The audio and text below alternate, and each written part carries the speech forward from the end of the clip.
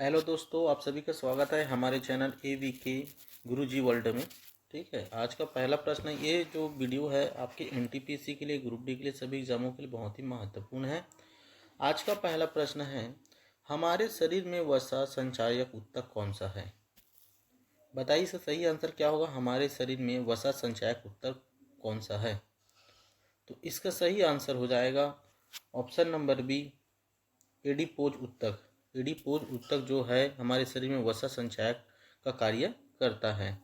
Next प्रश्न है, नाभिकीय ऊर्जा उत्पादन क्षेत्र और सार्वजनिक क्षेत्र के उपक्रमों के बीच संयुक्त उद्यम करने की अनुमति देने के लिए संसद द्वारा परमाणु ऊर्जा संशोधन विधेयक कब पारित किया गया था? बताइए इसका सही आंसर क्या होगा। तो इसका सही आंसर हो जाएगा ऑप्शन नंबर डी। ठीक है, यह RRB NTPC द्वारा पूछा गया प्रश्न पत्र है। ठीक है, 4/1/2021 को पूछा गया प्रश्न पत्र है। ठीक है, शिफ्ट क्रमांक 2 का है। ठीक है, NTPC के लिए बहुत ही महत्वपूर्ण है और सभी एग्जामों के लिए महत्वपूर्ण है। नेक्स्ट प्रश्न है, यूनिसेफ का मुख्यालय कहाँ स्थित है? बताइए यूनिसेफ का मुख्यालय कहाँ स्थित है? तो इसका सही आंसर हो जाएगा ऑप्शन नंबर ए, न्यूयॉर्क में स्थित है। यूनिसेफ की स्थापना कब हुई है? तो याद रखिए यूनिसेफ की स्थापना हुआ है 11 दिसंबर 1946 को। ठीक है, 11 दिसंबर 1946 को इसकी स्थापना हुई है यूनिसेफ का। ठीक है, याद रखिएगा। यूनिसेफ को शांति का पुरस्कार कब दिया गया था? यूनिसेफ को शांति नोबेल पुरस्कार जो शांति के लिए दिया गया था, कब दिया गया था? तो याद रखिएगा, शांति के क्षेत्र के लिए 1965 में दिया गया था यूनिसेफ को। ठीक है, यूनेस्को का मुख्यालय कहाँ स्थित है? तो यूनेस्को का मुख्यालय जो है पेरिस में स्थित है। ठीक है, पेरिस में स्थित है यूनेस्को का मुख्यालय। ठीक है, उसी प्रकार CTBT का मुख्यालय कहाँ स्थित है? तो याद रखिए CTBT का मुख्यालय जो है वियना में स्थित है। कहाँ स्थित है? वियना में स्थित है। ये सभी प्रश्न आए हुए प्रश्न हैं, इसलिए आपको मैं बता रहा हूँ। ठीक है, यूनिसेफ में कितने देश सदस्य संख्या हैं? तो याद रखिए यूनिसेफ का सदस्य संख्या देश है 191। ठीक है, 191 देश इसमें शामिल हैं। ठीक है, नेक्स्ट प्रश्न है, 1875 में मोहम्मडन एंग्लो ओरिएंट कॉलेज की स्थापना किसने की थी, जो बाद में अलीगढ़ मुस्लिम विश्वविद्यालय बना? बताइए इसका सही आंसर क्या होगा 4 का। तो इसका सही आंसर हो जाएगा option number C, Syed Ahmed Khan. ठीक है, नेक्स्ट प्रश्न है, प्रख्यात समाज सुधारक और महिला शिक्षा के लिए कार्य करने वाली पंडित रमाबाई सरस्वती किस भाषा की महान विदुषी थी? बताइए। तो इसका सही आंसर हो जाएगा ऑप्शन नंबर सी, संस्कृत भाषा की। इनका जन्म कब हुआ था? तो याद रखिएगा, इनका जन्म हुआ था 23 अप्रैल। ठीक है, 23 अप्रैल 1858 को। ठीक है, इनका जन्म कब हुआ था? 23 अप्रैल 1858 को हुआ था रमाबाई का। ठीक है,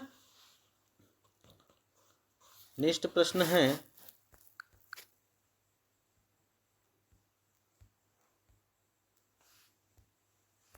संयुक्त राष्ट्र सुरक्षा परिषद के अस्थायी सदस्यों का कार्यकाल कितना होता है?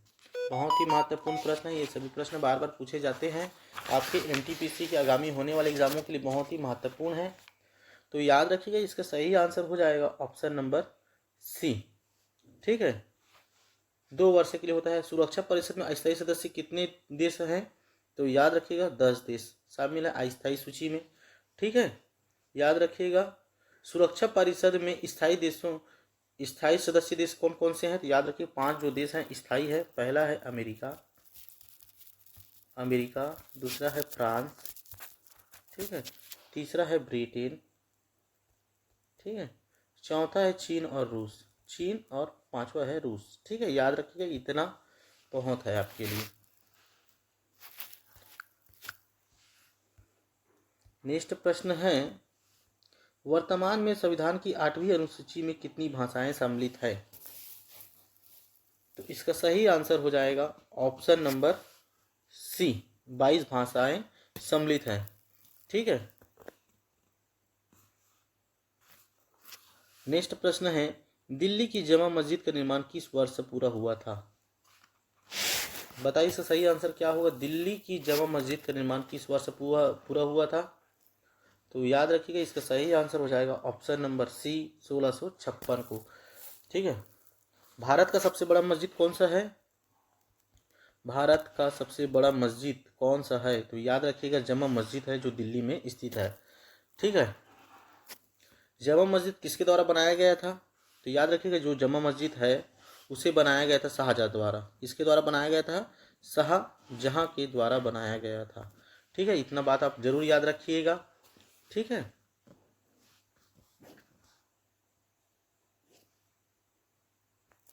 नेक्स्ट प्रश्न है, नवंबर 2020 तक प्राप्त जानकारी के अनुसार भारत में कितने प्रचलित नाभिकीय ऊर्जा रिएक्टर हैं? बताइए इसका सही आंसर क्या होगा। तो इसका सही आंसर हो जाएगा ऑप्शन नंबर डी, 22। ठीक है। लेकिन वर्तमान में भारत में कुल नाभिकीय ऊर्जा रिएक्टर की संख्या 23 हो गई है। ठीक है। और याद रखिएगा एशिया के पहले अनुसंधान रिएक्टर का नाम क्या है? तो याद रखिएगा एशिया के पहले अनुसंधान रिएक्टर का नाम है अप्सरा। ठीक है, याद रखिएगा अप्सरा है। ठीक है। इसकी शुरुआत कब हुई थी? 1956 को। ठीक है। उसी प्रकार याद रखिएगा भारतीय परमाणु कार्यक्रम के जनक किसे कहा जाता है? भारतीय परमाणु कार्यक्रम का जनक किसे कहा जाता है? कार्यक्रम का जनक किसे कहा जाता है? तो याद रखिएगा डॉक्टर होमी जहांगीर को कहा जाता है, जहांगीर भाभा को। ठीक है। थोड़ा लिखने में परेशानी होता है लेकिन आप सपोर्ट करेंगे तो जरूर व्यवस्था लाएंगे। ठीक है। भारत परमाणु कार्यक्रम के जनक किसे कहा जाता है? डॉक्टर होमी जहांगीर भाभा को कहा जाता है। ठीक है। नेक्स्ट प्रश्न है, भारतीय रिजर्व बैंक की स्थापना कब की गई थी? बताइए भारतीय रिजर्व बैंक की स्थापना कब की गई थी? तो इसका सही आंसर हो जाएगा ऑप्शन नंबर डी, 1935 को। ठीक है। यानी कि 1 अप्रैल 1935 को आरबीआई की स्थापना की गई थी। ठीक है। एक्ट कौन सा था? 1934 के अधीन। ठीक है। एक्ट कौन था? एक्ट था 1934 के अधीन। ठीक है। आरबीआई भारत का क्षेत्र का कौन सा बैंक है? तो सर्वोच्च बैंक के रूप में जाना जाता है। आरबीआई को किस रूप में जाना जाता है? तो आरबीआई को सर्वोच्च बैंक के रूप में जाना जाता है। ठीक है।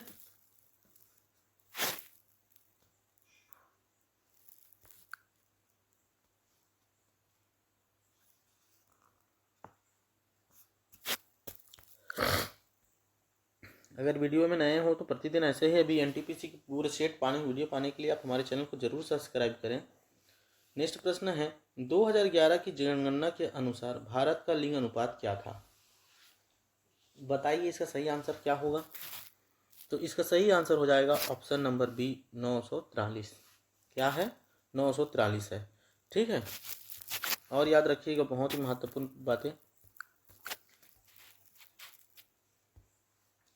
बातें याद ही रखिएगा। 2011 की जनगणना में सर्वाधिक लिंग अनुपात कौन सा राज्य था? केरल था। सर्वाधिक लिंग अनुपात वाला राज्य कौन सा था? केरल था। कितना था? तो याद रखिएगा 1084। सर्वाधिक लिंग अनुपात वाला राज्य कौन सा था? तो केरल था, 1024। 2011 की जनगणना के अनुसार भारत में कौन से नंबर का जनगणना हुआ है? तो 15वीं नंबर का जनगणना हुआ था। ठीक है। 2011 में जो जनगणना हुआ है वो 15वीं नंबर का जनगणना था। ठीक है। इतना आप जरूर याद रखिएगा।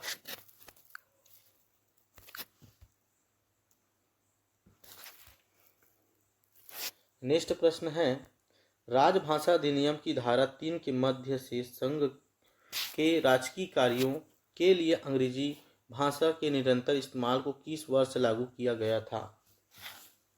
तो इसका सही आंसर हो जाएगा ऑप्शन नंबर डी, 1965 को।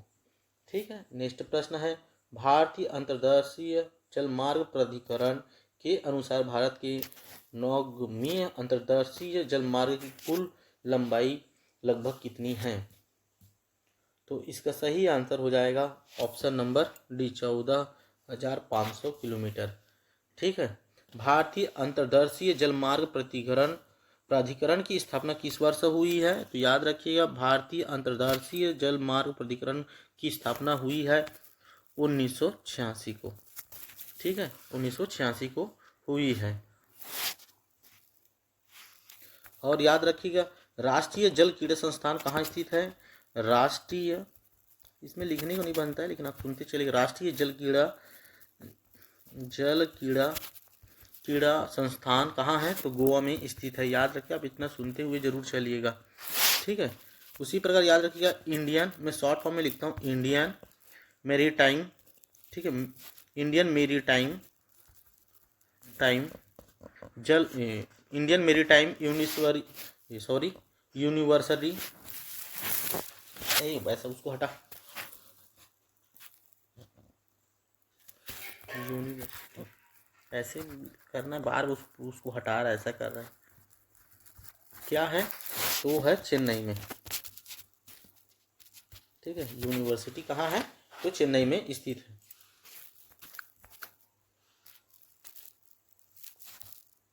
नेक्स्ट प्रश्न है, टेलीकॉम क्षेत्र में आईएसपी का पूर्ण रूप क्या है? तो इसका सही आंसर हो जाएगा option number C, internet service provider. ठीक है। लेन का पूर्ण रूप क्या होता है? लेन का पूर्ण रूप होता है लोकल एरिया नेटवर्क। ठीक है।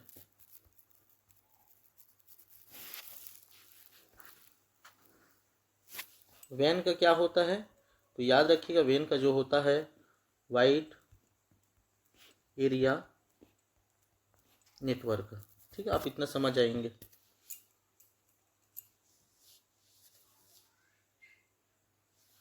और MICR का क्या होता है? MICR का क्या होता है? तो याद रखिएगा, मैग्नेटिक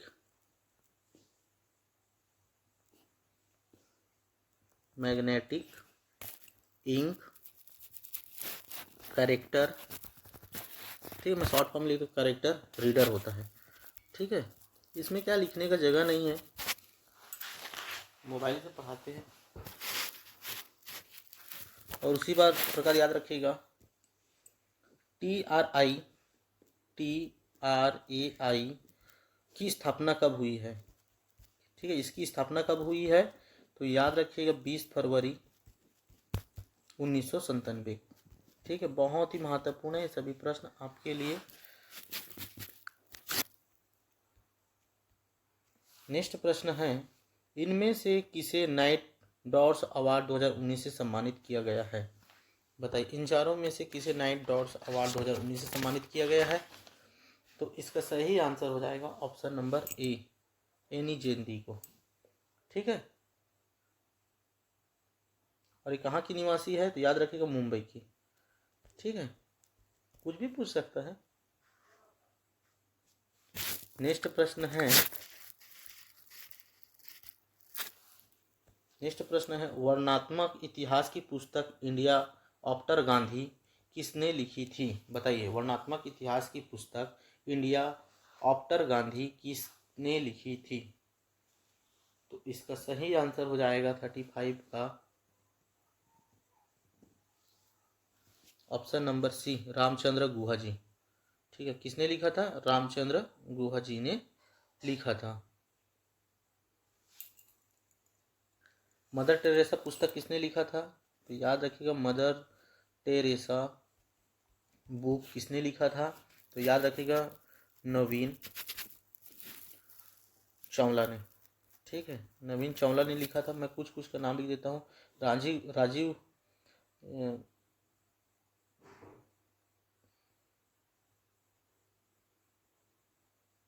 राजीव बुक किसने लिखा था? राजीव बुक किसने लिखा था? तो याद रखें, राजीव बुक जो लिखा था सोनिया गांधी ने। जो राजीव नाम का बुक है उसे सोनिया गांधी ने लिखा था, इतना आप जरूर याद रखिएगा। ठीक है। लज्जा पुस्तक किसने लिखा था? यही सब चीज़ आपको देखने को फिर से मिलेगा। लज्जा बुक किसने लिखा था? तो याद रखिए, तस्लीमा नासरीन ने। ठीक है। लज्जा बुक किसने लिखा है? तो तस्लीना नासरीन ने लिखा है।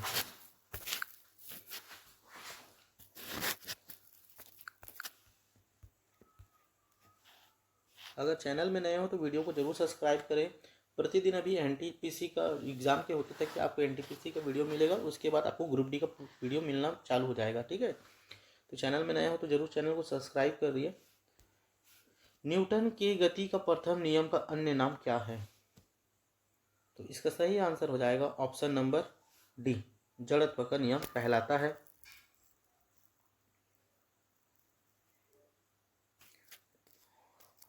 नेक्स्ट प्रश्न है, फतेहपुर सीकरी स्थित बुलंद दरवाजा अकबर द्वारा किस स्थान पर अपनी विजय के प्रतीक के रूप में बनवाया था? तो इसका सही आंसर हो जाएगा ऑप्शन नंबर ए, गुजरात में। ठीक है, और गुजरात का शासक कौन था उस समय? कौन था गुजरात का शासक? कौन था? मुजफ्फर शाह। ठीक है, याद रखिएगा, मुजफ्फर शाह द्वितीय था। ठीक है, याद रखिएगा, कुछ भी आ सकता है प्रश्न आपको देखने को मिलेगा, यहीं से आएगा प्रश्न, क्योंकि ये पूछा गया प्रश्न है।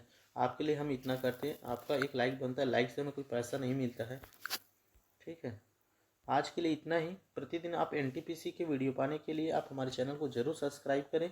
अभी एनटीपीसी का एग्ज़ाम कुछ दिनों के बाद चालू होने वाला है, उसके बाद ग्रुप डी का होगा, आपको उसका भी वीडियो आपको मिलता रहेगा प्रतिदिन। ठीक है, तो चैनल में नया तो चैनल को जरूर सब्सक्राइब कीजिए, लाइक कीजिए, शेयर कीजिए और कमेंट करना ना भूलें। कमेंट जरूर करें कोई वीडियो आपको कैसा लगा। ठीक है, जहाँ पे डाउट हो तो आप पूछ सकते हो। आज के लिए इतना ही, धन्यवाद।